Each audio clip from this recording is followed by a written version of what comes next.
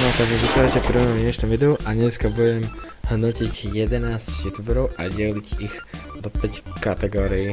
Top, super, dobrý, priemerný a meh. No a ešte predtým, než to video začnem, prosím, daj like a odber. A nezabudni toto video zdieľať s kamarátmi a s kamarátkami, ok? Dobre, poďme na to. Gogo. Celkom dobré videá, miniatúry, nostalgia, celkom dobrá nostalgia, Minecraft videjka a to ďalej, takže dám ťa do top. I potom nasleduje Fizy. Neobľúbený youtuber, ale že nehejtím na ňo. No tak videá mi prídu detské, hej. Takže dám ho sem. Nehejtím na ňo, hej. Ale on robí proste svoje. Ale to je jedno proste. Každý to robí svoje. Dobre, takže Naked Bananas. Strašne dobré komédie.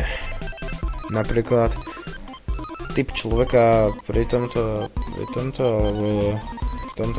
blablabla. Celkom dobre spracované videá a komédie, takže dám ťa sem. 2-sekundový mačo.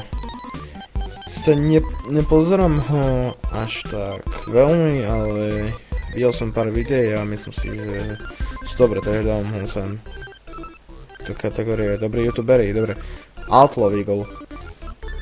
Strašne dobré komentáčne videá, takže dám ho, že super. Je úprimný, hej. Je úprimný, hej. Dajme tomu PlayStation konzolách a to ďalej. Proste robí svoju prácu, dobre. Potom Fivko. On je skôr srandovný youtuber proste. Srandovný youtuber, hej. Pozerám jeho videá a myslím si, že najlepšie video, ktoré som videl, že jak bol na Uniku 9, alebo proste setup za 10 000 a to ďalej. Takže ho dám, že to je super, dobre. Selassie. Videl som pár videí, ale nepoznám ho až tak veľmi, takže dám ho do kategórie dobrý youtuberi. Clarissa. Celkom dobre spracované videá, takže dám to do top, dostrihané, spracované, ale ja si myslím, že videá by mali byť skôr o zabale. OK, choď tu. Študujem TV. Strašný youtuber, veľmi dobrý youtuber. Dobre zostrihané videá, dobre vytvorené miniatúry, kvalitné videá a tak ďalej. A tak ďalej, ako dlho som ho nepozeral, hej. Potom asi Mister. Celkom dobrá nostalgia. A tak teraz videá sú také, že Brainrot a tak ďalej, takže dám ťa sem.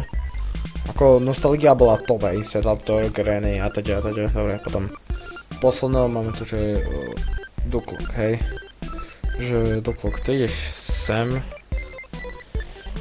Alebo máš to.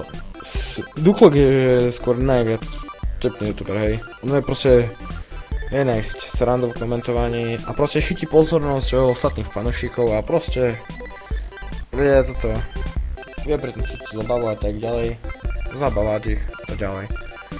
Dobre, a to je všetko. Ak sa vám toto video páčilo, prosím vás, dajte like, odber, nezabudnite bangniť na ten tam zvonček na upozornenia, aby vám proste vychádzali všetky moje videá, keď ja uploadnem. A to je asi všetko. Zatiaľ čus.